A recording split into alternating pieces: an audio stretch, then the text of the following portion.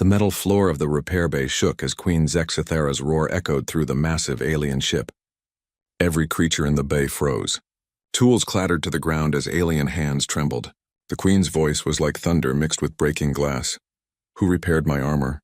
Marcus Chen looked up from the power coupling he was fixing. Sweat dripped down his face. His human hands were black with oil and grease. Around him, dozens of alien technicians stepped backward. Their 6 eyes darted around nervously. Nobody wanted to answer the Queen's question. The Queen stood 12 feet tall in the center of the bay. Her blue-gray skin gleamed under the bright lights. 4 arms crossed over her chest. Her ceremonial battle armor hung on a stand behind her. The ancient metal plates sparkled like new. Every scratch and dent was gone. The armor looked perfect, too perfect. Marcus wiped his hands on his dirty coveralls. He had been working on the ship for 3 months. The aliens treated him like a slave. They gave him the worst jobs. He fixed broken pipes and cleaned waste systems. Nobody ever talked to him except to give orders. But last night had been different. He couldn't sleep. The ship's engine made a strange humming sound that hurt his ears. So he walked around the empty corridors. That's when he saw the armor. It was damaged. Bad. Cracks ran through the metal plates. Some pieces were bent out of shape. Marcus knew good metal work when he saw it. His father had been a mechanic. His grandfather, too. The Chen family understood metal. The armor was crying for help, so Marcus helped it. I asked a question. The Queen roared again. Her plasma blade appeared in her hand. The energy weapon glowed white-hot. "Someone touched my family's armor without permission. That person will die slowly." The alien technicians looked at each other. Master Velnox, the chief engineer, stepped forward. His thin body shook like a leaf. "Great Queen, we all followed proper procedures. Nobody was authorized to work on your sacred armor." "Then how is it repaired?" The Queen's 6 eyes scanned the crowd. "This armor has been damaged for months. My own engineer said it would take weeks to fix properly. Now it is perfect. Better than perfect." Marcus took a deep breath. His heart pounded in his chest. He thought about his father's words. "Son, if you do good work, always stand behind it." He stepped out from behind the power coupling. "I did it," Marcus said in broken Zexthari language. The words felt clumsy in his mouth. "I fixed your armor." The entire bay went silent.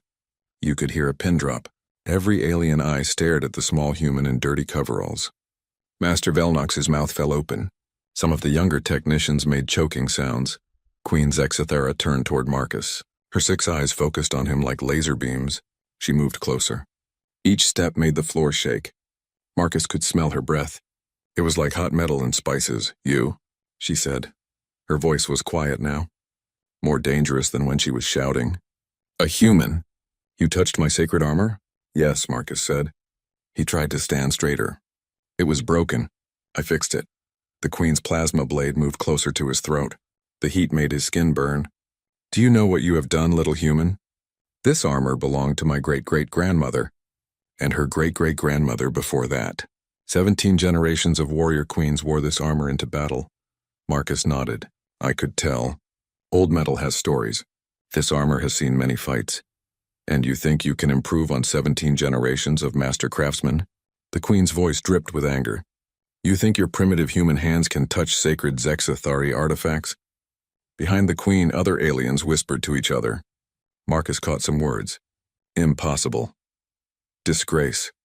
Space the human." They wanted him dead, but Marcus looked at the armor again. Even from here, he could see his work. The metal flowed like water now, smooth and strong. The energy patterns were perfect. He had used techniques his grandfather taught him. Simple human methods that these advanced aliens had forgotten. "I don't think I improved it," Marcus said carefully. "I just listened to what the metal wanted." Master Velnox laughed. It was not a happy sound. "Listen to metal." "Great Queen, the human is clearly insane." "Metal does not speak. Metal always speaks," Marcus said. He looked directly at the Queen. "You just have to know how to listen. Your armor was tired, stressed. The molecular structure was breaking down. I helped it remember how to be strong." The Queen's eyes narrowed. "Explain." Marcus pointed at the armor. "See how the plates connect?" The joints were wearing out.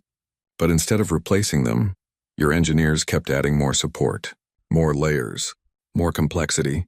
They made the armor heavier and weaker. "Impossible," Master Velnox said. Our quantum foundries are the most advanced in the galaxy. Maybe, Marcus said.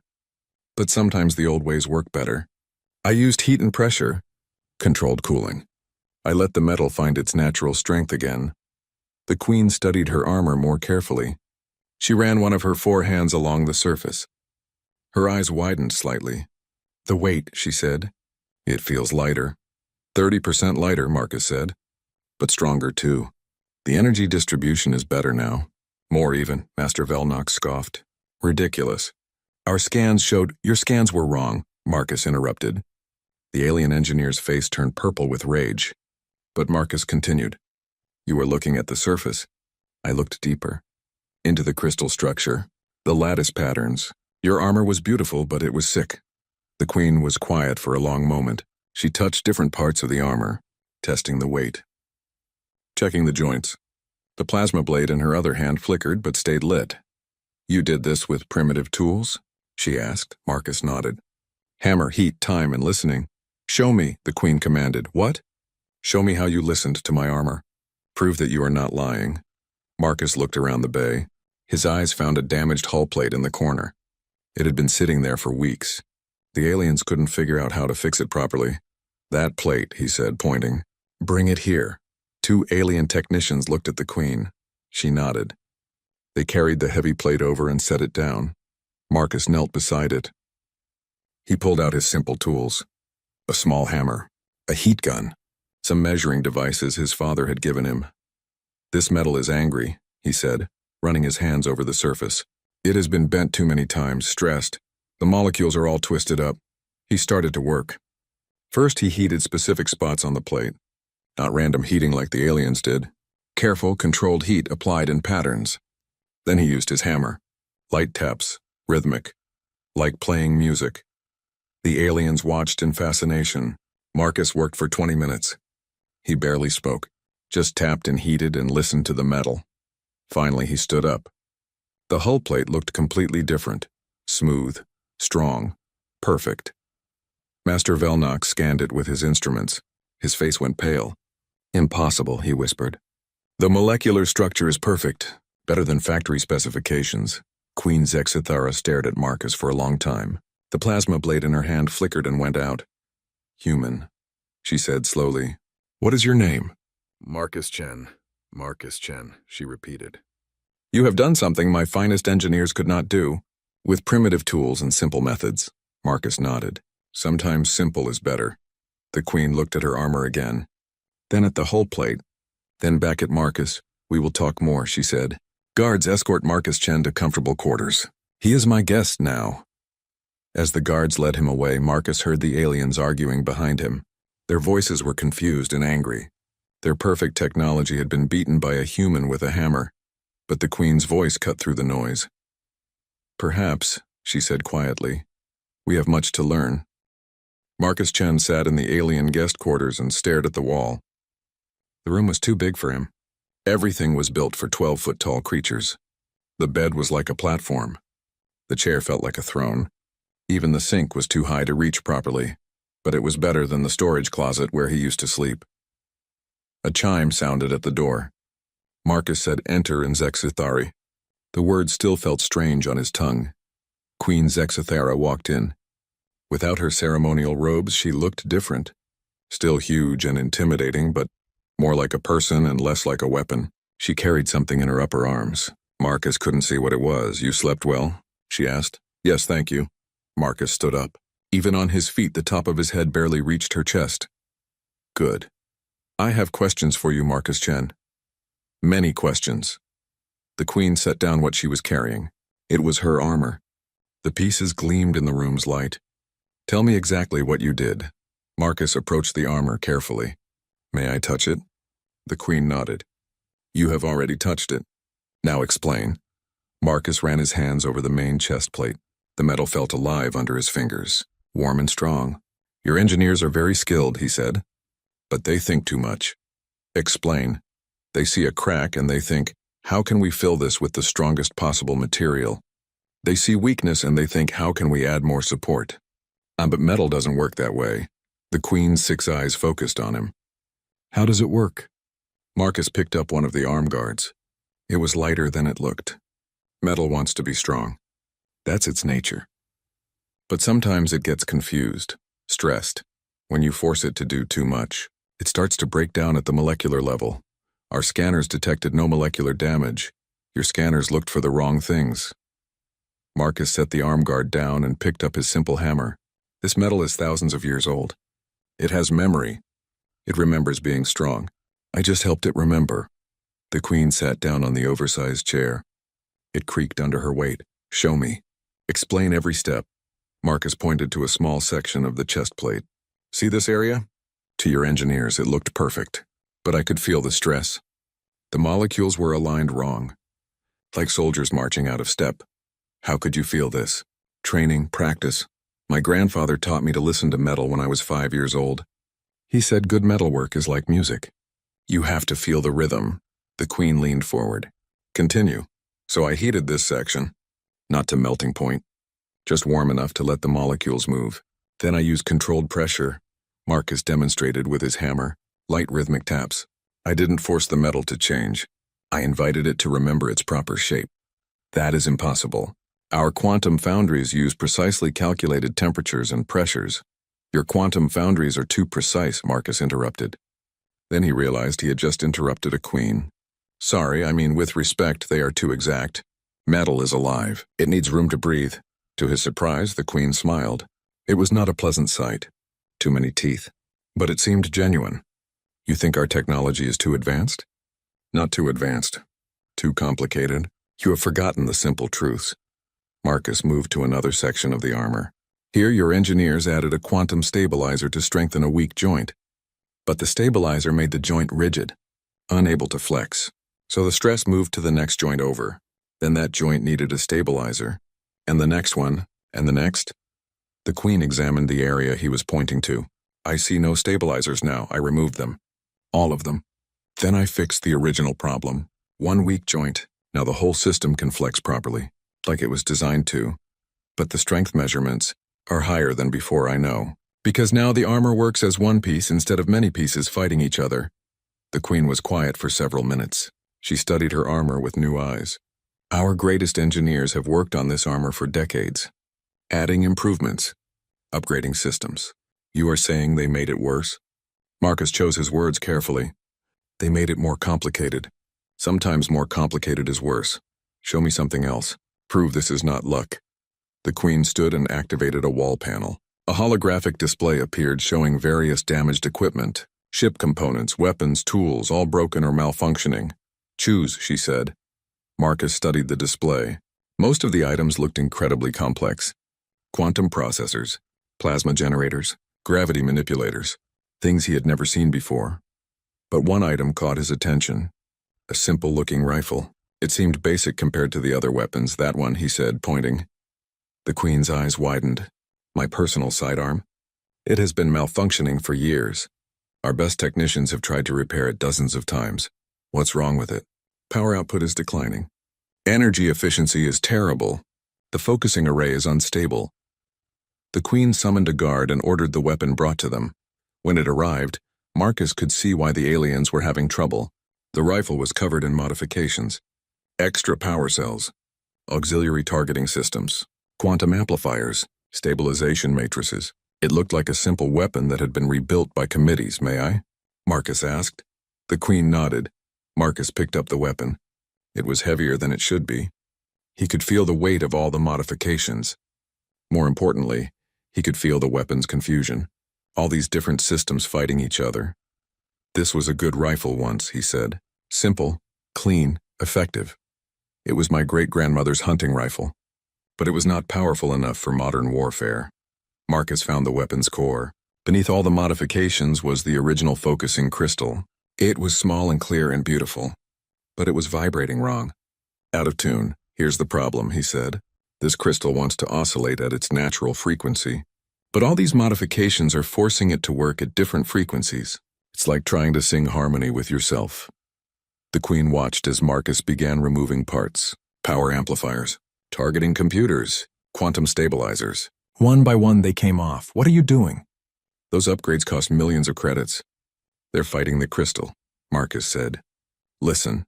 He held the rifle close to the Queen's ear. She could hear it now. A subtle whining sound. Harmonic interference.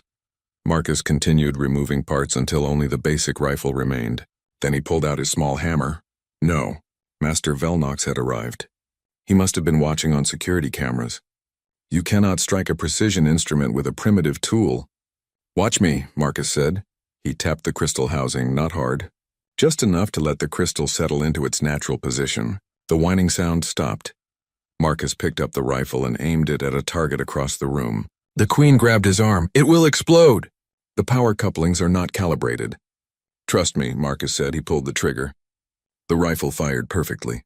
A clean, bright beam that hit exactly where he aimed. No power fluctuations, no instability. Just pure, focused energy. Master Velnox scanned the weapon with his instruments. His face went through several colors. Impossible. Power output is 400% above specifications. Energy efficiency is perfect. How? I let it be what it wanted to be, Marcus said simply. The Queen took the rifle and fired it several times. Each shot was perfect. This is better than when it was new. Because now it's happy, Marcus said. Master Velnox was staring at his scanner readings. The harmonic resonance is perfect. The crystal oscillation is exactly matched to the focusing array, but that should be impossible without quantum-level calibration.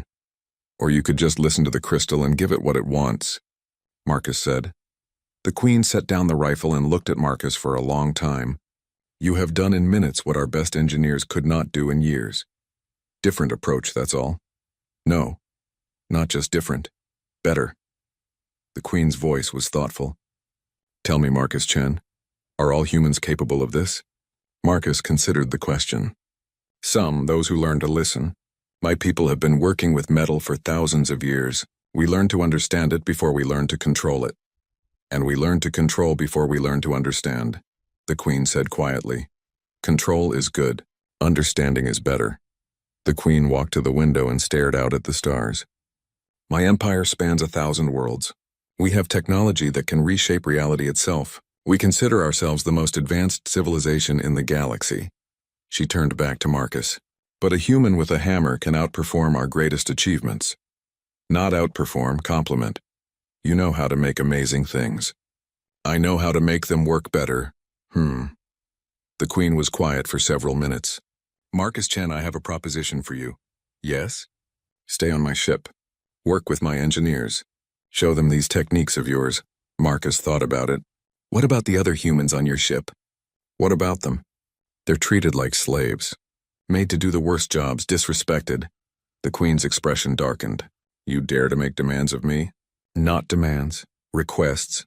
If human techniques are valuable, then humans are valuable. All of us. The Queen stared at him. Marcus thought he might have pushed too far. But then she smiled again. You are either very brave or very stupid, Marcus Chen. Probably both. Good. I like both. The Queen moved toward the door. Your request is granted. All humans on my ship will be treated with respect. And you will become my personal technical advisor. Word spread through the Zexathari fleet like wildfire. A human had fixed the Queen's sacred armor. A human had repaired her personal weapon. Impossible stories that grew larger with each telling. In the great hall of the flagship, alien nobles gathered to witness the impossible. They came from other ships in the fleet, admirals and generals, scientists and engineers, all wanting to see the human who claimed to understand technology better than the mighty Zexathari Empire. Marcus stood in the center of the hall, feeling very small. Hundreds of alien eyes stared at him. Some looked curious. Most looked skeptical. A few looked angry. Queen Zexathara sat on her throne wearing the repaired armor. It gleamed like starlight, perfect and beautiful. But the nobles were not convinced. Great Queen, said Admiral Thexmore, a scarred veteran with 3 missing arms. Surely you do not believe this primitive creature is superior to our master technicians. I believe what I have seen, the Queen replied. Then you have been deceived, declared High Engineer Kelvas. She was ancient even by Zexathari standards. Her body was more machine than flesh. This human has used some trick, some deception. Our technology is the finest in the galaxy. Is it? The Queen asked quietly. The hall erupted in angry voices. Nobles shouted over each other. The very idea that their technology might not be perfect was insulting. Unthinkable. Queen Zexathera raised one hand for silence. High Engineer Kelvos, you doubt the human's abilities? I do, Great Queen, completely. Then prove me wrong. The Queen gestured to a guard. The alien brought forward a large, complex device. It looked like a weapon, but bigger and more elaborate than anything Marcus had ever seen. Behold, the Queen announced, my war rifle. The weapon I carried in the Battle of Seven Suns. It has not functioned properly in 20 years. Marcus stared at the weapon. It was massive, built for the Queen's 12-foot frame and forearms. Energy conduits ran along its length like veins. Crystal arrays glowed with inner light. Quantum processors hummed with power, and it was completely silent. The greatest weaponsmiths in the Empire have tried to repair it, the Queen continued. High Engineer Kelvos herself has spent years on this project. If the human can succeed where she has failed, perhaps we should listen to his methods. High Engineer Kelvos stepped forward. Her mechanical limbs whirred as she moved. Great Queen, this weapon contains technology beyond human comprehension. Quantum cascade amplifiers, temporal stabilization matrices, multidimensional focusing crystals. A primitive mind cannot grasp such complexity. Maybe not, Marcus said quietly, but maybe that's the problem. The nobles laughed. The sound echoed through the hall like breaking glass. High Engineer Kelvos's optical sensors focused on Marcus with laser intensity. You think our complexity is a problem, little human? I think your complexity might be hiding the real problem. Explain yourself. Marcus approached the war rifle carefully. Even dormant, it radiated power. He could feel the energy systems humming just below the surface. But something was wrong. The humming was chaotic, uneven. May I examine it? He asked. The Queen nodded. But be warned, human. If you damage my war rifle, I will space you personally. Marcus ran his hands over the weapon's surface. The metal felt confused, conflicted, like the rifle itself didn't know what it was supposed to be. This was simpler once, he said. Smaller. More focused. High Engineer Kelvos scoffed. Of course it was simpler. We have been improving it for decades. Adding systems, upgrading components, making it more powerful. More complicated, Marcus corrected, more advanced. Marcus found an access panel and opened it. Inside was a maze of components.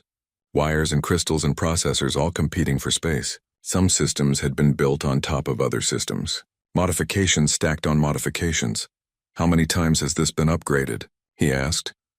47 major overhauls, High Engineer Kelvos said proudly, each one adding new capabilities. And when did it stop working properly? The engineer paused. About 20 years ago. After how many upgrades? Another pause. Longer this time. 38, Marcus nodded. So 9 upgrades ago it still worked. What changed? We added the quantum cascade amplifiers, the Queen said, to increase firepower by 300%. Did it work? The Queen was quiet. The power increase was successful, but the weapon became unstable. So you added stabilizers? Yes. Which made it heavier? Yes. So you added weight compensation systems? Yes. Which drew more power? Yes.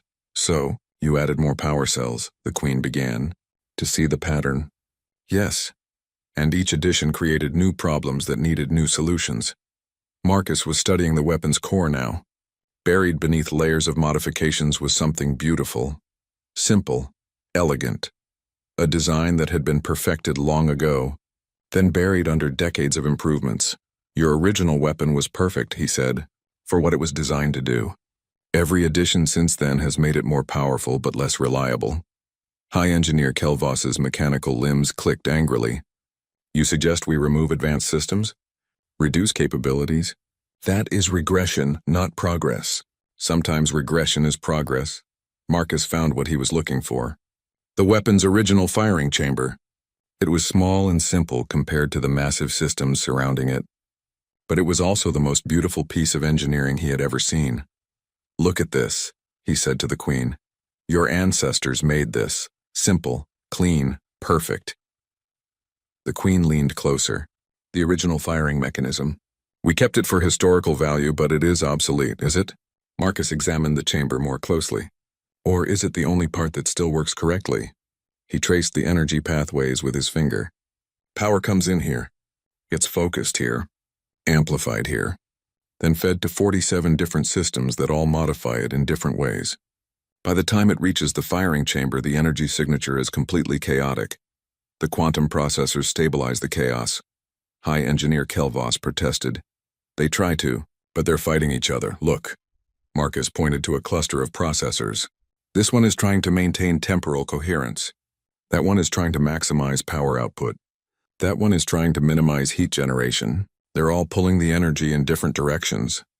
The Queen studied the weapon with new eyes. You're saying our improvements are fighting each other? Yes. And the original firing chamber is trying to work with energy that's been twisted into knots. Marcus sat back on his heels. I can fix this, but you're not going to like how. Explain. I have to remove most of the upgrades. Strip it back to something close to the original design. The hall erupted in outrage. Nobles shouted protests. High Engineer Kelvos's mechanical voice rose above the noise. Absolutely not. Those systems represent centuries of advancement. Millions of credits in research and development. And 20 years of malfunction. Marcus said quietly. The Queen held up a hand for silence. What would remain? The core. The original firing chamber and focusing system. Some of the power upgrades, but not all. The weight compensation. Because the weapon has to work with your frame. The energy amplifiers, but tuned to work with the original system instead of fighting it. And the rest? Gone. All the quantum processors. The cascade amplifiers. The temporal stabilizers. The multi-dimensional matrices. Everything that's trying to outsmart the original design. High Engineer Kelvos stepped forward menacingly. You would destroy decades of progress. I would save decades of work by making it functional again. The Queen looked at her war rifle. Her fingers traced the scarred metal housing. This weapon won me the Battle of Seven Suns. It carved through enemy ships like paper. I trusted it with my life. And now? Now it is a monument to my engineer's cleverness, beautiful, complex, useless. The Queen made her decision. Do it, Great Queen. High Engineer Kelvos protested. You cannot trust this primitive. I can and I will. The Queen's voice carried absolute authority. If the human fails, we lose nothing. The weapon is already broken. If he succeeds, she looked around the hall at her nobles. If he succeeds, we learn something important about ourselves. Marcus began the work immediately. He had no fancy tools, just his simple kit and his understanding of how things should work. The nobles watched in fascination and horror as he started removing systems. First to go were the quantum cascade amplifiers, massive devices that had cost more than most starships. Marcus disconnected them carefully and set them aside. The weapon immediately felt lighter, more balanced. Next came the temporal stabilizers, then the multi-dimensional matrices. Each removal made the weapon simpler, cleaner, more like what it was supposed to be. This is sacrilege, High Engineer Kelvos muttered, but she watched every move Marcus made. Her optical sensors recorded everything. After 3 hours of work, Marcus stepped back. The war rifle looked completely different. Smaller, simpler, almost primitive compared to its previous form. But it hummed, a clean, pure sound that resonated through the hall. Test it, Marcus said. The Queen picked up her weapon. It felt right in her hands for the first time in 20 years. Light but solid. Powerful but controlled. She aimed at a target across the hall. An armored plate designed to test weapons. She pulled the trigger. The blast was incredible. Clean energy that cut through the target like it wasn't there. No instability.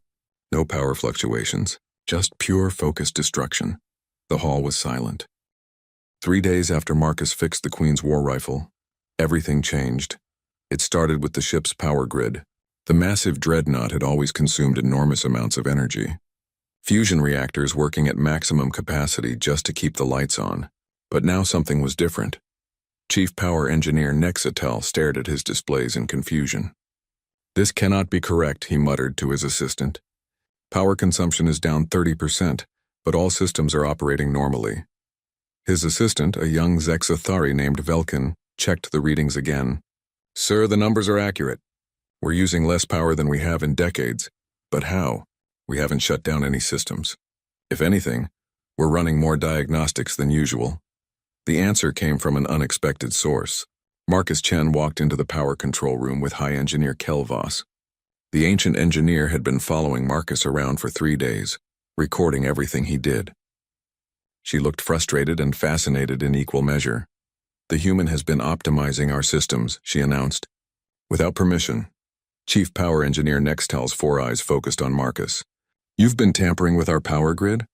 "Just listening to it," Marcus said. "Your distribution network has some problems.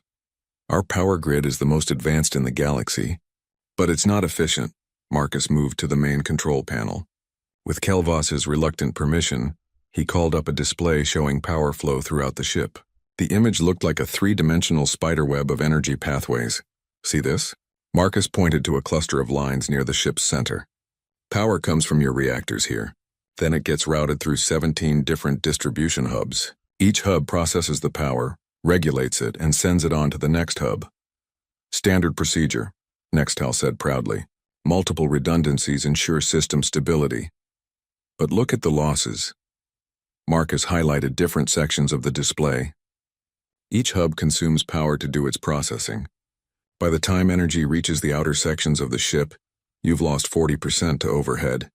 High Engineer Kelvos checked her records. 43% to be precise. "This is acceptable. Safety requires redundancy." "Safety, yes, but not this much redundancy." Marcus manipulated the display to show a simplified routing pattern. What if power bypassed the intermediate hubs for non-critical systems? Direct routing for basic functions like lighting and life support. Keep the multiple hubs only for weapons and shields. "Impossible," Nextel said immediately. "Direct routing is unstable. Power surges could damage delicate systems. Not if you buffer the flow correctly." Marcus pulled up schematics that Kelvos had given him access to. "You have these fantastic stabilization crystals, but you're using them to smooth out power that's already been processed 17 times. Use them at the source instead. Clean power from the beginning needs less processing." Nextel studied the proposed changes. This would require reconfiguring the entire grid, just sections of it. "Test areas first." The risk is minimal," Marcus interrupted. "I've already tested it." High Engineer Kelvos's optical sensors flared. "You have done what?" "Deck 7, Section C, the crew quarters. I rerouted power directly from Reactor 2 to the living areas. Bypassed 6 processing hubs. Power consumption dropped 60%. No system failures." Chief Power Engineer Nextel nearly fell over. "You modified our power grid without authorization? That could have killed hundreds of crew members." "But it didn't. It worked perfectly." Marcus called up the monitoring data from Deck 7, clean graphs showing stable power delivery. No fluctuations. No failures. Just efficient energy distribution. "The crew reported that their lights are brighter," he added, "and their environmental systems are running quieter." Nextel and Kelvos studied the data in stunned silence. Everything Marcus had said was true. The modified section was running better than the rest of the ship. "How did you know it would work?" Nextel asked. "Because I listened to the power flow. Energy wants to move efficiently. When you force it through too many processing stages, it gets frustrated. Energy does not have emotions." "Doesn't it?" Marcus smiled. "Energy always seeks the path of least resistance. When you create too much resistance, it finds ways around your controls. Harmonics, fluctuations, heat buildup. Your processing hubs are constantly fighting these problems." He gestured to the display showing the modified section, but when energy can flow naturally, it behaves itself. No fighting, no waste, no problems. High Engineer Kelvos was running calculations on her internal processors. If these modifications were applied ship-wide, we could reduce power consumption by 50 to 60%. "Which means?" Marcus asked. "We could redirect that power to weapons and shields," Nextel said slowly. "Or reduce reactor output and extend fuel supplies, or—" His voice trailed off as he realized the implications. Every ship in the Zexthari fleet could become more efficient. More powerful. More capable. "There's more," Marcus said. "More what?" Kelvos asked. "More systems that could be optimized. Your artificial gravity generators are fighting each other. Your life support systems are doing the same job 3 different ways. Your navigation computers are calculating the same equations in 17 parallel processors, when 3 would be enough." Marcus pulled up more displays, system after system showing inefficiencies, redundancies that had become counterproductive, complexity that served no purpose except to create more complexity. "My people have a saying," Marcus continued. "Keep it simple, stupid.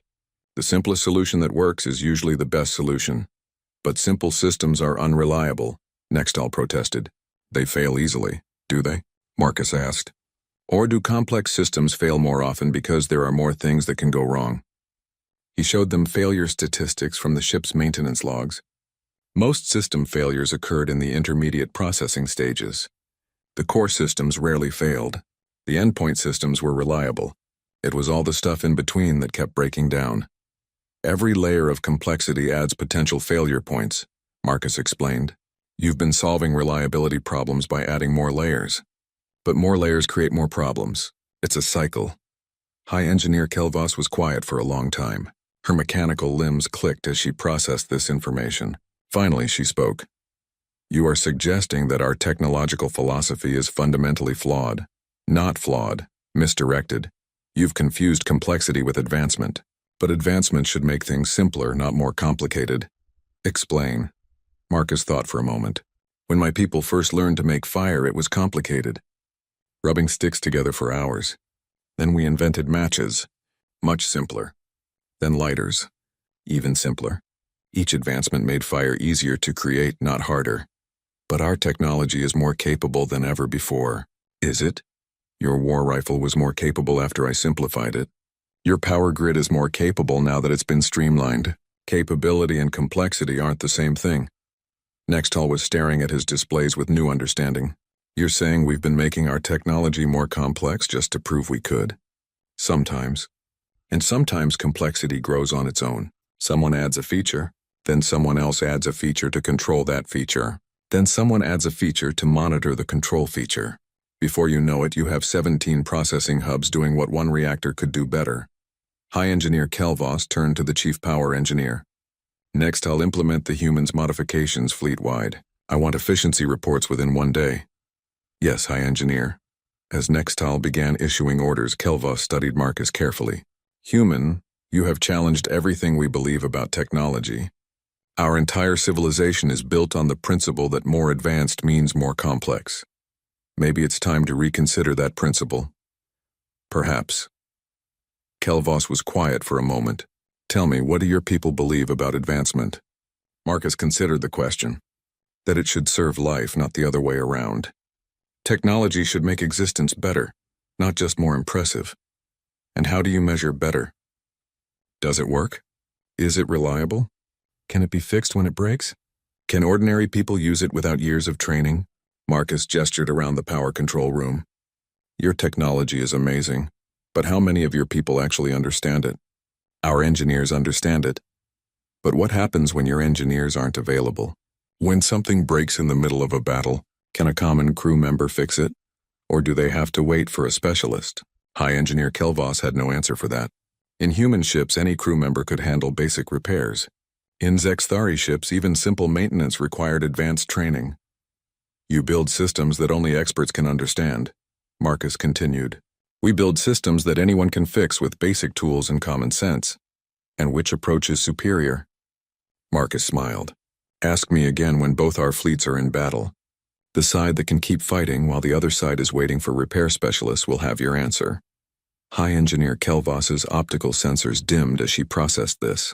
For the first time in centuries, she was questioning the fundamental assumptions of her civilization. Human, she said finally. I believe you may have just changed the course of galactic history. I just fixed some power relays. No, you fixed much more than that. 2 weeks after the fleet-wide upgrades began, Queen Zexthara stood on the bridge of her flagship, watching something impossible happen. The dreadnought Eternal Glory was outrunning ships half its size. Velocity report, she commanded. 14% above maximum rated. Speed, replied her navigation officer, and still accelerating. The Queen looked at Marcus Chen, who stood beside her new chief technical advisor position. In 2 weeks, he had transformed from a lowly maintenance worker to one of the most important people in her empire. Explain how this is possible, she said. Marcus pointed to the engine efficiency displays. Your propulsion systems were fighting each other. The main drives were optimized for maximum thrust. The maneuvering thrusters were optimized for precision control. The gravity compensators were optimized for crew comfort. None of them were talking to each other. And now they work as one system. The main drives provide thrust. The maneuvering thrusters help instead of hindering. The gravity compensators adapt to the actual forces instead of fighting them. High Engineer Kelvos, who had become Marcus's unlikely partner, added her analysis. Engine efficiency has improved by 43%. Fuel consumption is down 37%. Most remarkably, system stress is at an all-time low despite the increased performance. The Queen nodded slowly. And this has been replicated across the entire fleet? Every ship, Great Queen, Kelvos confirmed. Some vessels are showing even greater improvements than the flagship. Because they had more problems to fix, Marcus added. The older ships were carrying decades of modifications that were making them slower and less reliable. A communication signal interrupted them. Admiral Thexmore's scarred face appeared on the main display. His 3 remaining arms gestured excitedly. Great Queen, you must see this. My cruiser squadron just outmaneuvered the entire 5th Fleet in war games. Ships that couldn't keep up with scouts are now dancing around battleships. The Queen smiled. What does your human advisor report, Admiral? Engineer Sarah Chen? The Admiral began, then stopped. Wait, Chen? Is she related to your Marcus Chen? Marcus grinned. My sister. She's probably showing your engineers things that will make their heads spin. She is. She took one look at our weapon targeting systems and said they were thinking too hard. 3 hours later, our accuracy increased by 60%. The Queen cut the connection and turned to Marcus. How many of your people have family members in my fleet? Most of us. The Zexthari usually capture entire colonies when they recruit workers. Families get split up among different ships. I see. The Queen was quiet for a moment, and now those family members are teaching my officers things they never knew. Teaching and learning. Your people know things we don't. We know things you don't. Together, we're figuring out things neither of us knew before. A new signal arrived. This one was marked urgent and came from the fleet's outer perimeter. Captain Kelnara appeared on screen, her 6 eyes wide with excitement. Great Queen, we have contact with enemy forces. The bridge went silent. Enemy contact meant the hegemony, the Zexathari Empire's greatest rival. A war that had been brewing for decades might finally begin. Report, the Queen commanded. Hegemony Battle Group, 3 dreadnoughts, 7 cruisers, escort vessels. They're demanding we surrender this sector immediately. Our response? I await your orders, Great Queen. The Queen looked at her tactical displays. The enemy force was larger than her current battle group. Under normal circumstances, she would withdraw and call for reinforcements. But these weren't normal circumstances. Marcus, she said quietly, how confident are you in our modifications? Very confident. But this will be the real test, Kelvos. All systems are performing beyond specifications, Great Queen. However, we have never tested these improvements in actual combat. The Queen made her decision. Signal Captain Kelnara. We will engage the enemy. All ships are to demonstrate our new capabilities. Great Queen, her tactical officer protested. We are outnumbered 3-2. Numbers mean nothing if our ships are twice as effective, the Queen replied. And I suspect they're more than twice as effective. The fleet moved to intercept the hegemony forces. As they approached, Marcus watched the tactical displays with professional interest. The enemy ships were using standard formations, standard tactics, everything predictable and by the book. They have no idea what's coming, he said to Kelvos. How can you be certain? Because they're deploying like they're fighting the old Zexathari fleet. Slow, powerful, but predictable. They're not ready for ships that can move like fighters but hit like dreadnoughts. The battle began at long range. The hegemony forces opened fire with massive energy batteries. Precise, overwhelming firepower designed to crush Zexathari defenses through sheer volume. But the Zexathari ships didn't fight like they used to. Instead of trading shots at long range, they accelerated. Faster than the enemy expected. Their improved engines pushed them to speeds that made targeting difficult. Their streamlined systems let them maneuver without losing power to weapons or shields. Impossible. Came a transmission from the lead hegemony dreadnought. Zexathari vessels cannot achieve those velocities. Queen Zexathara smiled. They can now. Her ships closed to medium range and opened fire. The results were devastating. Weapons that had been simplified and optimized hit exactly where they aimed. Power that had been freed up from inefficient systems now fed into shields and guns. But the real advantage became clear when the hegemony forces tried to respond. Their ships were magnificent examples of advanced technology, Quantum shields, multidimensional targeting systems, temporal displacement weapons. Everything cutting edge and complex, and none of it worked properly under combat stress. Marcus watched the enemy tactical displays with growing understanding. "Look at their system failures," he told the Queen. "Their quantum shields are fluctuating because the power grid can't maintain steady output. Their targeting systems are losing lock because the processors are overheating. Their weapons are misfiring because the control systems are too complex to adjust quickly. You're saying their advanced technology is failing them? I'm saying it's failing itself. All those sophisticated systems need perfect conditions to work properly. Combat is anything but perfect." The battle continued for 3 hours. At the end, 2 hegemony dreadnoughts were disabled and drifting. The third was retreating with heavy damage. The cruisers and escorts had either been destroyed or fled. The Zexthari fleet was virtually undamaged. Queen Zexthara stared at the tactical display in amazement. "We just defeated a superior force without losing a single ship.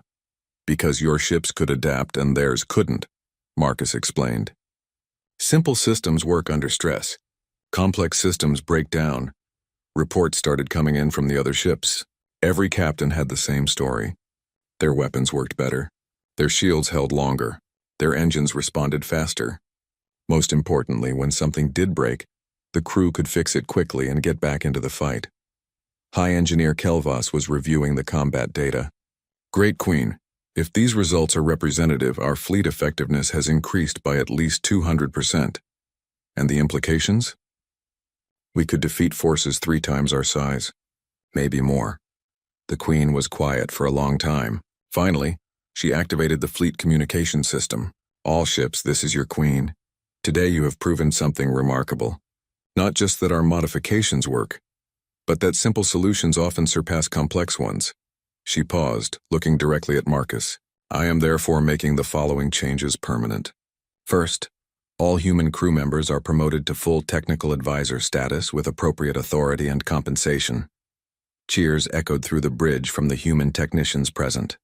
"Second, we will be implementing a new technological philosophy throughout the Empire. Before adding complexity, we will first seek simplicity. Before building bigger, we will first build better. Third, I am establishing the Human Zexthari Technical Exchange. Humans will teach us their methods. We will teach them our knowledge. Together, we will develop solutions neither species could achieve alone." The Queen looked out at the stars where the hegemony forces were retreating. "And finally, let word spread throughout the galaxy. The Zexthari Empire has changed. We are no longer the civilization that values complexity over effectiveness. We are something new. Something better." She turned to Marcus. "Something that listens to the wisdom of hammers as well as the power of quantum processors." Marcus bowed. "Thank you, Queen Zexthara. I think this is the beginning of something incredible. I know it is." 3 months later, the transformation was complete. Human advisors worked alongside Zexthari engineers on every ship in the fleet. Technology that had been mysterious became understandable.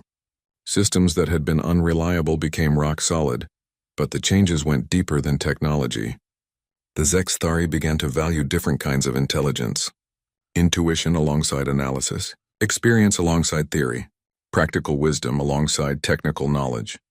And throughout the galaxy, other civilizations began to notice. The Zexthari Empire was becoming more than just another advanced species. They were becoming something that combined the best of high technology with the best of practical engineering. The hegemony's defeat had been total and shocking. Word spread quickly.